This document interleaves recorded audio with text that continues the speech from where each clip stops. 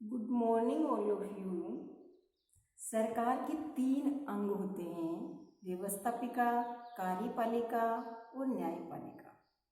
तो आज हम न्यायपालिका के अंतर्गत सर्वोच्च न्यायालय या उच्चतम न्यायालय के गठन के बारे में पढ़ेंगे। सर्वोच्च न्यायालय का उल्लेख भारतीय संविधान के भाग 5वें अनुच्छेद 124 से 147 में किया गया है। भारत में एकीकृत न्याय व्यवस्था पाई जाती है और भारत में ये एकीकृत न्याय व्यवस्था है, ये कहाँ से ली गई है?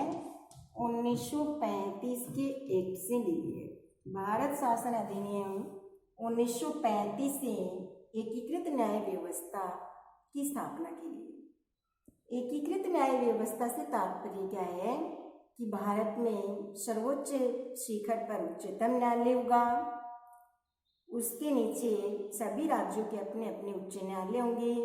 उच्च न्यायालय के अधीन जिला न्यायालय और अधीनस्थ न्यायालय होंगे। अब उच्चतम न्यायालय और सर्वोच्च न्यायालय के गठन हेतु हम मुख्य बिंदुओं का अध्ययन करेंगे जिनसे उच्चतम न्यायालय का गठन होता है। उसमें सबसे पहला है सदस्य संख्या। उच्चतम न्यायालय के न्यायाधीशों की सदस्य संख्या कितनी होनी चाहिए? दूसरा है उच्चतम न्यायालय के न्यायाधीशों की नियुक्ति किस प्रकार की जाती है? तीसरा है न्यायाधीशों के लिए कौन कौन सी योग्यताएं होनी चाहिए? चौथा है न्यायाधीशों का कार्यकाल कितना होना चाहिए, वह महाभियोग। और पांचवा है वेतन भत्ते कि न्यायाधीशों को कितना वेतन और भत्ते किस तरह से मिलते हैं। और छठा है न्यायालय का मुख्य स्थान। सबसे पहला आता है सदस्य संख्या। उच्चतम न्यायालय के न्यायाधीशों की सदस्य संख्या कितनी होनी चाहिए?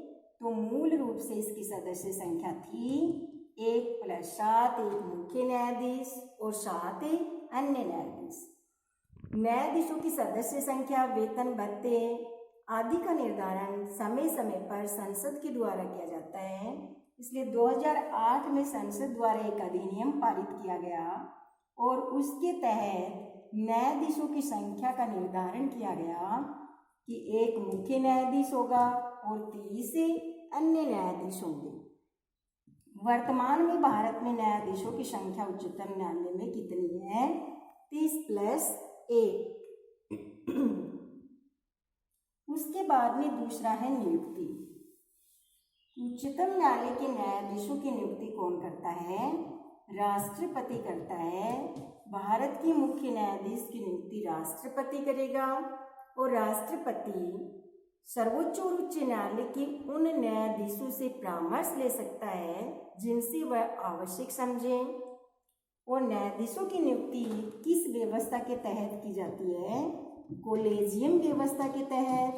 और ये कॉलेजियम व्यवस्था क्या होती है कि एक मुख्य न्यायाधीश और 4 वरिष्ठतम न्यायाधीशों का एक पैनल होता है और इस 5 न्यायाधीशों के पैनल के द्वारा ही जिन न्यायाधीशों की नियुक्ति करनी होती है उनके नाम प्रस्तावित किए जाते हैं और राष्ट्रपति उन्हीं नामों में से न्यायाधीशों की नियुक्ति करता है। अब तीसरा है योग्यताएं कि सर्वोच्च न्यायालय के न्यायाधीशों के लिए कौन कौन सी योग्यताएं होनी चाहिए? तो सबसे पहले वह भारत का नागरिक हो। दूसरी योग्यता क्या हो कि वह किसी भी उच्च न्यायालय में लगातार 5 वर्ष तक न्यायाधीश के पद पर रह चुका हो। तीसरी योग्यता, वह किसी भी उच्च न्यायालय में लगातार 10 वर्ष तक अधिवक्ता के रूप में कार्य कर चुका हो। और चौथी योग्यता क्या है कि राष्ट्रपति की दृष्टि में वह विधि का उच्च कोटि का ज्ञाता होना चाहिए। ये हो गई न्यायाधीशों की योग्यताएं। उसके बाद है कार्यकाल। उच्चतम न्यायालय के न्यायाधीशों का कार्यकाल कितना होता है? 65 वर्ष। यानी 65 वर्ष की आयु तक व्यक्ति उच्चतम न्यायालय के न्यायाधीश के पद पर काम कर सकता है। इसमें न्यूनतम आयु का उल्लेख नहीं किया गया है। अधिकतम 65 वर्ष तक कार्य कर सकता है।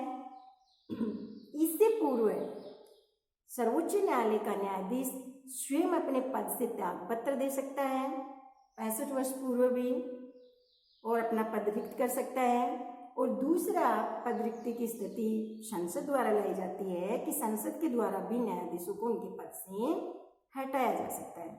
और संसद कैसे हटाएगी? महाभियोग प्रक्रिया के आधार पर। महाभियोग का आधार क्या होगा न्यायाधीश को उनके पद से हटाने के लिए?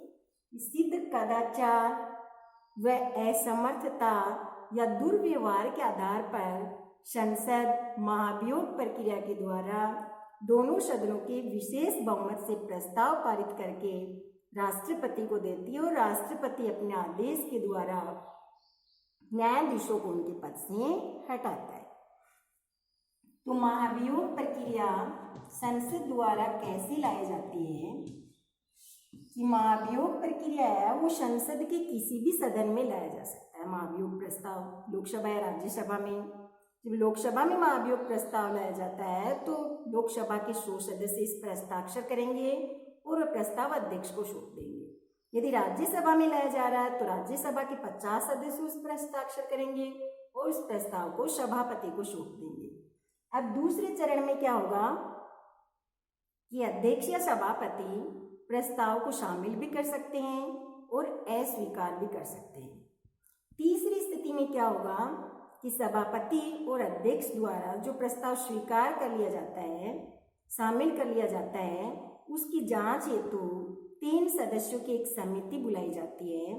और वो 3 सदस्य किस प्रकार के होंगे कि भारत का मुख्य न्यायाधीश या उच्चतम न्यायालय का न्यायाधीश होगा, एक होगा किसी भी राज्य के उच्च न्यायालय का मुख्य न्यायाधीश, और एक होगा प्रतिष्ठित न्यायवादी। तो ये 3 सदस्यों की समिति उस पर विचार करेगी। दुर्व्यवहार सिद्ध होने पर सदन उस पर विचार करेगा, सदन के पास भेजेगा, सदन उस पर विचार करेगा और सदन द्वारा, दोनों सदनों द्वारा विशेष बहुमत से प्रस्ताव पारित कर दिया जाता है। तो ये राष्ट्रपति के पास भेज दिया जाता है और राष्ट्रपति अंतिम रूप से आदेश जारी कर देता है और न्यायाधीश को उनके पद से हटा दिया जाता है। अब अगला है वेतन भत्ते।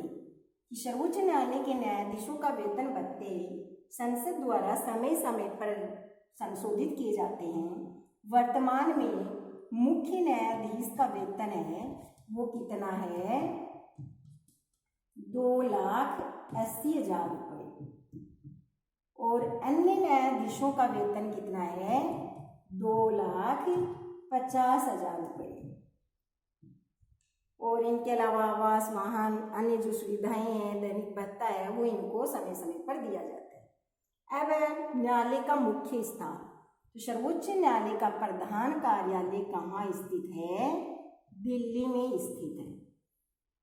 ये सर्वोच्च न्यायालय का गठन, जिसके मुख्य बिंदु, सदस्य संख्या, उनकी नियुक्ति, सदस्यों की, न्यायाधीशों की योग्यताएं, न्यायाधीशों का कार्यकाल और महाभियोग प्रस्ताव, उनके बाद में वेतन भत्ते, सेवा शर्तें और न्यायालय का मुख्य स्थान। अब एक बात इसमें पूछी जाती है कि संविधान में सर्वोच्च न्यायालय की निष्पक्षता हेतु कई उपबंध किए गए कि सर्वोच्च न्यायालय को स्वतंत्र और निष्पक्ष बनाने के लिए संविधान में कौन कौन से उपबंध किए गए। तो सबसे पहला तो न्यायाधीशों की नियुक्ति का तरीका, कि न्यायाधीशों को राजनीतिक आधार पर नियुक्त नहीं किया जाता है। राष्ट्रपति न्यायिक अधिकारियों के द्वारा परामर्श के आधार पर ही न्यायाधीशों की नियुक्ति करता है। इसलिए राजनीतिक दल बंदी से न्यायाधीश है वो दूर रहते हैं।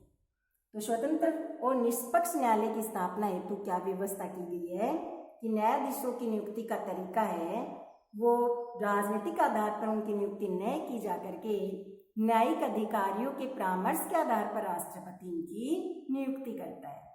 दूसरा है इनके कार्यकाल की सुरक्षा, कि सर्वोच्च न्यायालय के न्यायाधीशों का कार्यकाल है वो सुरक्षित होता है कि संसद द्वारा महाभियोग के अलावा इनको इनके पद से किसी भी प्रकार से हटाया नहीं जा सकता। चीज है कि संचित निधि से वे कि सर्वोच्च न्यायालय के न्यायाधीशों का वेतन भत्ते हैं वो संचित निधि से उनको मिलते हैं, जिस पर संसद के द्वारा किसी प्रकार का कोई मतदान नहीं किया जाता है। और अगला है कि सर्वोच्च न्यायालय के न्यायाधीश सेवानिवृत्ति के बाद किसी भी न्यायाधीश के समक्ष किसी भी न्यायालय में जाकर के किसी भी प्रकार की कोई वकालत नहीं कर सकते। और अगला इनकी स्वतंत्रता और निष्पक्षता का अगला बिंदु क्या है कि इनकी अवमानना कोई नहीं कर सकता। सर्वोच्च न्यायालय के निर्णय हैं वो हर जगह स्वीकार किए जाएंगे। तो ये सर्वोच्च न्यायालय की निष्पक्षता के लिए, उसकी स्वतंत्रता के लिए मुख्य बिंदु है वो शामिल किए गए।